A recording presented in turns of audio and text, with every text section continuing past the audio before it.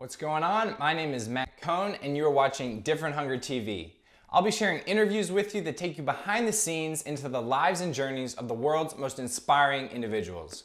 Through sharing these stories, my goal is to help ambitious 20-somethings like yourself find and do work that you love. Be sure to subscribe so you don't miss out on future episodes, and if you ever have any questions, just leave a comment. I reply to every single one. Thanks, and I'll see you inside.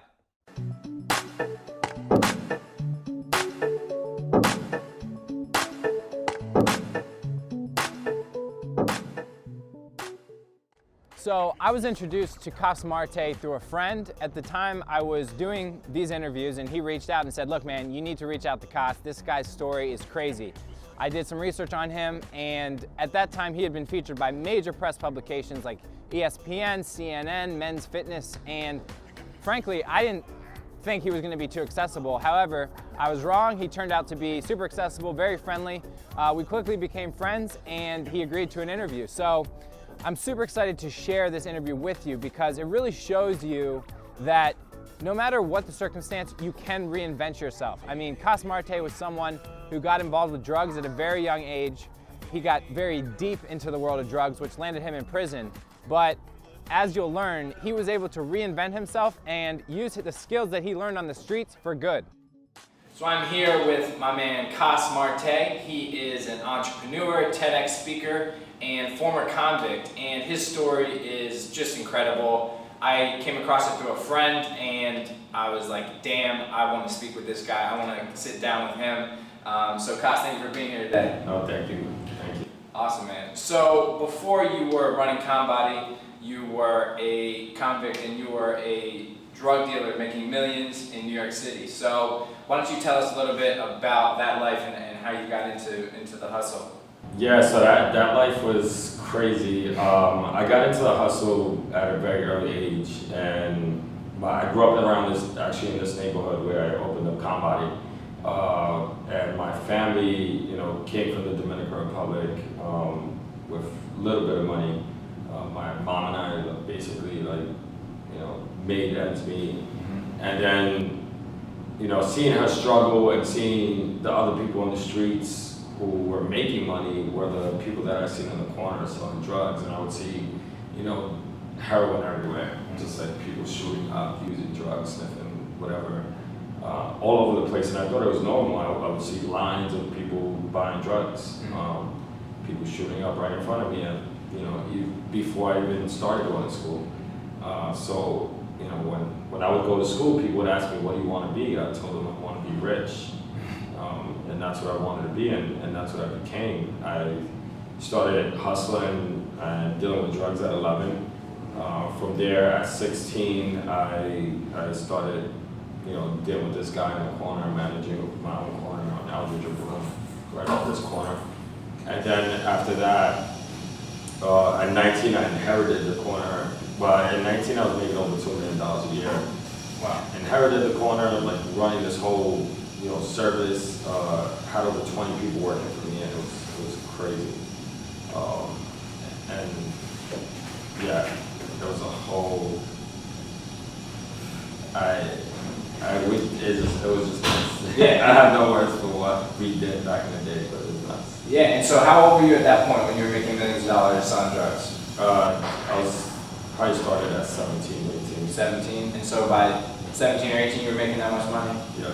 And so what was that like? What were the parties like? What was it like to be a drug dealer in New York City making millions of dollars? I'm not gonna lie, it was fun. Yeah. I had fun, but then after a while, once it became a service and it became like, I don't know, I felt like I went corporate. I felt like, I was not running a startup anymore. I was running itself. So it was not that intensity, but I wasn't doing any more hand-to-hand transactions. Everything was just like, being run by itself. Had a dispatcher, had people driving, and had people, packaging stuff up. Wow. So you were running a full-on operation. Yeah. Wow. And you said you had 20 people working for you? About 23 people. Wow. Yeah. That's crazy. And so, what made you, because again, you started like 17, 18, how did you kind of move so fast to the top? I came up, we changed the way we sold drugs. I Okay. came up with an innovative way. I made 10,000 business cards, and I basically, gave them out to everybody that I thought used drugs. From there, just What did it say on the card? it said actually happy endings. That was our first card, which is not a good marketing tactic. We named it Happy Endings because we started marketing our services in this bar called Happy Endings, Okay. which used to be a real Happy Endings back in the day. Okay, so massage parlor turned bar. Turned bar, and then it was just like all the new young millennials who was like using drugs around the Okay. neighborhood went there. So we like took over the whole club / bar spot, and it just started expanding. And we people thought that we were like the owners of Happy Endings because we was just like giving out these cards. Right. The card said like Happy Endings 24 hours, 24/7, and then it had 3 phone numbers. Eventually we had 7 cell phones because each phone only held 1,500 numbers. Wow. It's crazy. That is crazy. So basically you were kind of leveraging like all the foot traffic and all the patrons of this bar, and it was just kind of feeding your business. Yeah. And so, what were you selling? Mostly cocaine. Okay. Yeah. Gotcha. So, and then we started like the side. We were dealing marijuana, cocaine, Okay. probably everything you could think of, but mostly cocaine. Awesome. Wow. Yeah. That's crazy. Wow. Okay. And so, what were kind of like the skills that you possessed that separated you from everyone else? You said that you kind of came up with this innovative marketing strategy. Was there anything else that kind of allowed you to rise to the top? Other than the innovative marketing strategy, I think it's just taking a risk and doing it and asking. My mom would tell me, if you don't ask, you don't eat. And I'll have to tell her I want to eat, Yeah. And basically, that's what I did. I went up to random people and started conversations, and that's the same thing that I'm doing today. Yeah. I stop people all the time in the streets, especially girls with yoga pants, pitch them the workouts. Hey, I don't blame you, right? Yeah, but no, that's what we do. Yeah. Okay. Awesome. That's how we market. Wow. All right. And so you kind of got started into drugs because you wanted to make money. Like you saw your mom struggling. You wanted to provide for her. Is that right? Yeah. Was that kind of the main drive? Yeah. Okay. And so, how long were you on the streets before you got busted? I've been in and out of jail since I was 13, Okay. so I've been like 10 times Wow. in the system. And it was just a revolving door, and I didn't really care. I was not scared of jail. I expected that I was going to jail. It was just like, I knew that I was going inside, and once I got in there for the first time, it was just like, whatever. And That's how we done. And so, why didn't you care? Like, is it was not too bad in there, or like, what was the? No, it was. It's horrible to be away and lose your freedom, but it was just expected for anybody that grew up in the neighborhood that you was gonna land up in jail.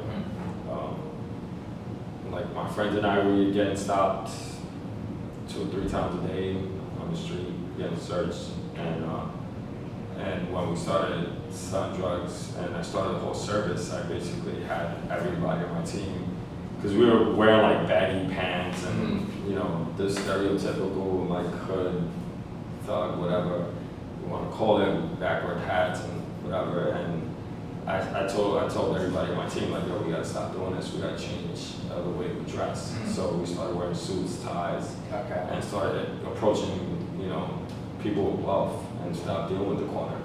And then we started doing our whole service. But yeah, that's what. So you kind of made the transition from like 20-somethings at the bar to more corporate professionals. Yeah. Okay. Interesting. Well, the people that was coming up to the bars, it was professionals. Okay. I went from transitioning from somebody that was selling crack on the corner, crack and coke, and heroin too. Transition from like dealing with like the neighborhood crackhead to like dealing with young professionals. Gotcha. Wow. So you ended up getting busted, and then what was kind of the big sentence that ended up landing you in prison? So I was charged as a Kingpin, and Kingpin is like the highest charge you could get in the drug world in New York State. Eventually it dropped down to a felony A2, which is still a felony is probably one of the highest charges you could get too. Well, and that's what happened. I got charged with that and was sentenced to 7 years in prison. And thank God they changed the Rockefeller laws during the time that I was like being sentenced. How long were you sentenced for? How long was I sentenced? When you were charged as a Kingpin and then kind of reduced, like what was that? So my original charge was 12 to 24 years. Wow. Or 15 to life, depending on how. It was just a lot of stuff that it depended. Like if I made sales of over $60,000 to direct federal agents, would have considered me in that bracket, but we didn't. You know, they caught us with a lot of stuff, but that was about it. And we made sales, but they were looking for like more and more. And we, you know, so what it gets complicated if you want to get like the minute details of like the whole system. Right. But while I was in there, I don't know if you remember Governor Spitzer. He was our governor of New York State, and he cheated on his wife with a prostitute, which got him impeached. And then Governor Patterson came in and changed up the whole laws. Right. Okay. So you were happy about that affair, huh? Yeah. Okay. And so one of the last times that you were sentenced, your prison doctor told you that he said, look, you're severely overweight, you're going to die of a heart attack very soon. So, I mean, prior to that, like, were you aware of your health problems? So yeah, when I went, before I even knew I had a health issue, I was sitting in Rikers Island for a year. Rikers Island is actually the largest jail in the world. It holds up to 20,000 inmates. And I was sitting there, and while you're there, you're not an inmate, you're a detainee. So you're basically waiting for your charge or to be sentenced or to go to trial, be trial, lose trial, whatever. Right. So I was there, and I didn't get any like medical assistance or whatever until I went upstate, and that's when they tested my blood, and they said my cholesterol levels was so high that I could die of a heart attack within 5 years, and I was sentenced to 7 years, and I said I was not gonna die in this shit. And I started like working out in my cell, like trying to eat the best diet I can. Yeah. Eventually, I started working out, and I lost 70 pounds in 6 months. Wow. And then I helped over 20 inmates who was over 1,000 pounds combined. Wow, that's crazy. And, I mean, congratulations on that. But I mean, what did that look like trying to get healthy in prison? Like, I can't imagine it's like, you can't really get green kale smoothies down on the corner. Nah. So, like, what does that look like? I mean, I just took out like bread, pasta, large portions of carbs. I took them out of my meals and stopped drinking juice and just, increase my protein intake, basically it. Okay, gotcha. And so, you said you didn't want to die in prison, so, you were very committed to that. Like, what was the reason for that? I mean, previously you were kind of indifferent about going to prison and kind of the revolving door, you said. Yeah. So what was it that made you not want to specifically? It was a few things. One major thing was my son. When I went in, he was 2 years old, and seeing him in the visit rooms and having him see me in shackles and stuff like that. Yeah. There was times that he would cry in the visit room and tell the officers like, let my daddy go, and it was just like a stab in the heart. I couldn't leave. Couldn't do nothing about that situation. So I promised him that I was coming home, and I was going to stay home. Yeah. On top of that, I had like a spiritual awakening in my prison cell when I landed in solitary confinement, which really woke me up. Can you tell us a little bit about that? Yeah, so that situation came about when I was about to leave prison within 2 months, and they called me to the medical unit while I'm walking to the medical unit, this officer places me on the wall and basically smacks the hell out of me. For no reason? Because I like moved around while he was Okay. searching me. They always like put people on the wall and search them and fuck with them and stuff. So he smacked me in the back of my head, and I turned around on him. I was not gonna attack him, but I just turned around to like get away from him, and he pulled a pin. The pin is this walkie-talkie, and they have like this red button on it, and once they press that button, you just need to like embrace for impact. The alarm goes off, 10 officers came to the scene, they beat the fuck out of me, and threw me in the cell for 24-hour lockdown. While I was in the cell, I was devastated because I promised my family, my son, that I was coming home in 2 months. And I sat down in this little bed, and I had a little desk in that cell. And I wrote out a 10-page letter out to my family, and I told them, you know, I'm not coming home, I'm fucked up again. You know, this is what it is, whatever. And I enclosed the letter, and as soon as I enclosed it, I realized that I didn't have a stamp to send out this letter with. So I was even more devastated. I couldn't communicate with anybody from the outside for help or anything. I thought I was extremely vulnerable. And at that point, my sister finds out that I was in solitary because I was basically calling my house almost every single day. And she finds out I'm in solitary about a week later, and she writes me a letter and tells me to read Psalm 91 from the Bible. As soon as I started reading Psalm 91, but before then, when she wrote me that letter, I said, fuck that, I don't believe in God, this is all bullshit.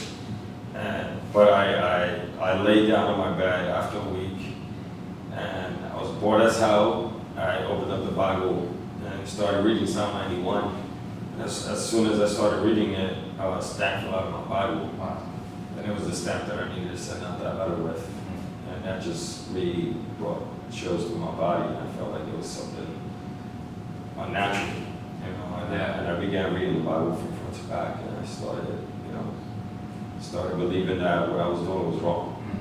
Because growing up in the neighborhood and seeing what other people did, I never thought it was the wrong thing. Right. That's all you know. I thought the system was wrong. I thought, you know, cops were wrong for locking us up or, you know, selling drugs or whatever. But that's when I realized that, you know, I was not only affecting my family and my son, but I was affecting the thousands of people that I sold drugs to. And then I started realizing that I was creating like a web of destruction because these people had families as well. Yeah.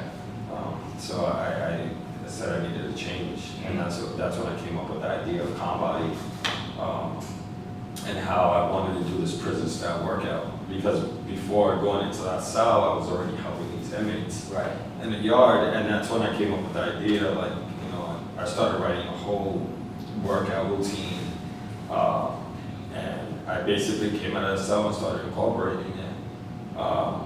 And I told people in the prison yard about my idea, and people were like, "Oh, you're crazy! This is never gonna work." And I was like, "You don't know me. Like, I want to make this shit happen." And here we are today. Oh, that's awesome! Congratulations. But so you started coming up with the idea for Kohn Body while you were still in jail? Yeah. Okay. And then afterwards, you started working on incorporating. Is that right? Yeah. So I came out about a year later after the situation in the box.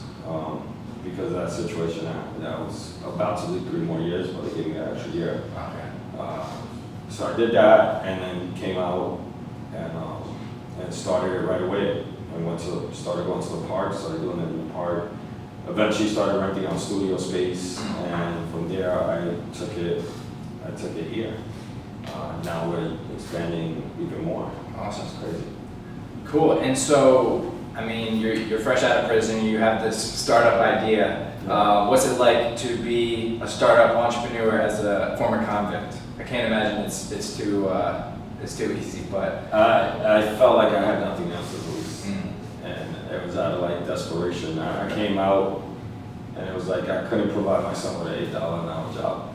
I couldn't live life making minimum wage and living on my mom's couch. You know, is that all that there is for former convicts who are looking for work? I mean, for the most part, and then you just take whatever you could get.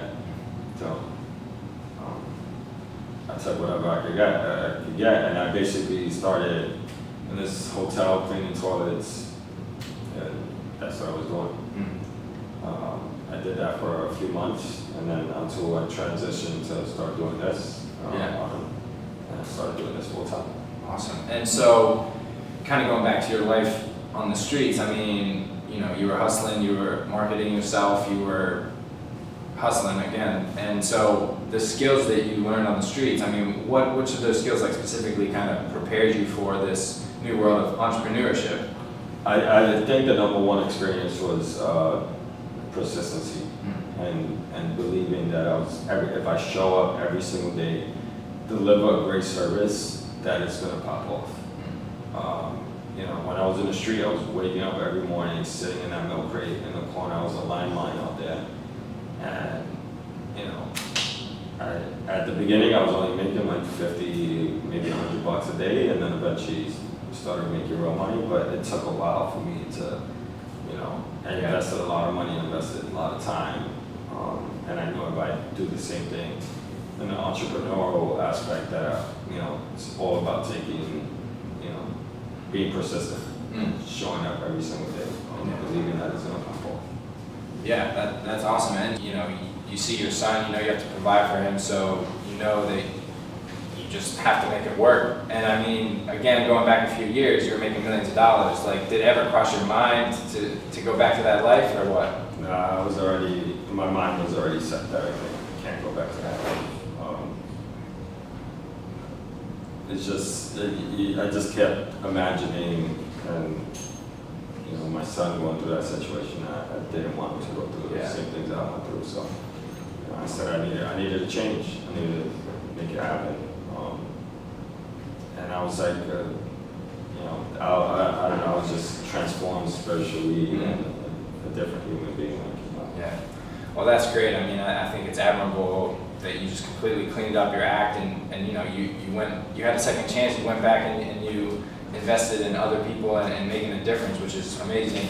And I mean, going back to kind of like the system, was there anything that kind of prepared you for the real world in prison, or I mean, you were fortunate where you kind of had that like very spiritual moment, but was there anything as far as kind of training or education or anything like that would prepare you for the real world? I mean, I took college courses while I was in there. Okay. Not much. I took advantage of everything I could get. As for like transitioning for a job, it is not that many programs in it.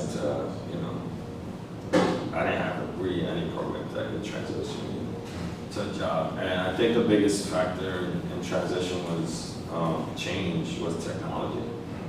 I went in with a flip phone and I came home with a touchscreen, and it was just overwhelming with like, Facebook, Instagram, and every time I would go to a retail store to apply for a job, they say, you don't go online and apply, and I'm like, how do I turn on a computer? And I'm like, wow. It just felt like really outdated. I mean, I know how to turn on a computer, but I felt like I was set up for failure. Yeah, and I mean, you know, I don't know the specific numbers, but a lot of people who kind of came from the life that you came from, they go right back to it. And I mean, what is it that needs to change, in your opinion, for them to kind of get back on the right track? I think they need to see that there's not a lot of people that care about this whole prison reform, and now people are talking about it more, and it's coming up in like the presidential debates and all this other stuff. But back then, or even now, I mean, not a lot of people really care about it. It's like, that's the other person's problem. But what I tell them today is like, you know, today's inmate is tomorrow's neighbor. You know, do you want that person coming out and, you know, attacking or doing something wrong again, or do you want that person rehabilitated and living next to you and you feel comfortable around them? Right. You know, so I feel like everybody has a responsibility. Yeah. And do you feel that there's like some pretty negative stigmas around formerly incarcerated? Yeah, I mean, that's like a no-brainer. Yeah. You know, the stigma is all around. You know, it's hard to get a job. You know, people don't even want to talk to you. They think you're dumb. They think that you're going know anything. So I received this stigma lots of times, but whatever. Yeah, right. And so with Kohn Body, obviously you're helping people get fit and get healthy, which is amazing. But I mean, do you also envision this being much bigger than that, and like doing some of the things like you said, like educating people about what it's like to it's like, oh, look, we're humans too, you know. Yeah. Maybe we made a mistake, but like, what is your kind of vision for that? Well, I tell people that, you know, you've committed a mistake, and Right. you know, what if you got in the car with somebody, and you probably have gotten in a car, you just didn't get caught if somebody tried to drink and drive it, or doing some bullshit, you know. You could have been sitting in our shoes as well. Right. Right? You could have been known for the worst thing you've ever done. So I try to have people relate and put them in situations that they probably experienced it themselves, and they're like, oh wow, that is true.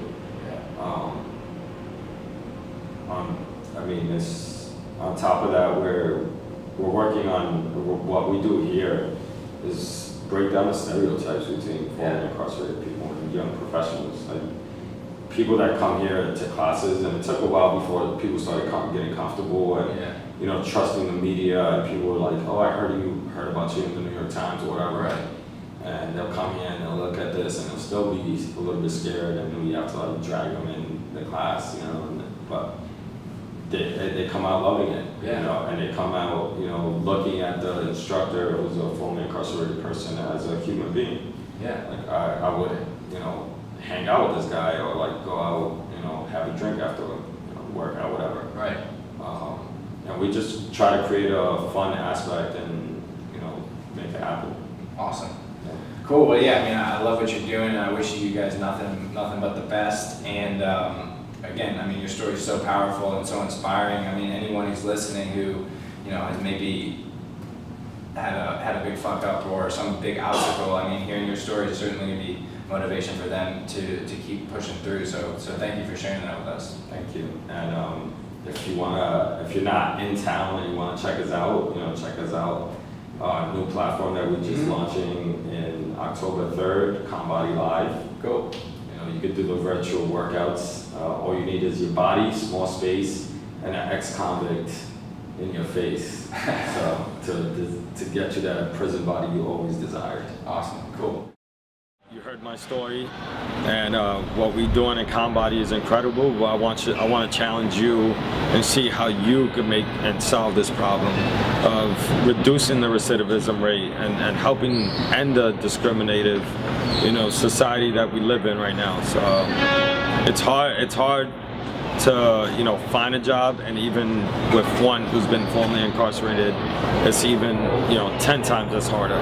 So I want to challenge you, and I want you to take away this, and I want to know, you know, what if you are known for the worst thing you've ever done? So, or what if you helped us change our ways and move forward and stop judging and make a difference? You know? What we said today, you know, today's inmate is going to be tomorrow's neighbor. So if you want that person coming out of prison as, you know, a maniac, or you want that person rehabilitated and, you know, being a happy neighbor. So holla at us again, Kohn Body. We're making moves, we're changing, we're making a huge movement here. So check us out at KohnBody.com and support us, and I really appreciate Matt, everybody here. Thank you for the support, thank you for spreading the word.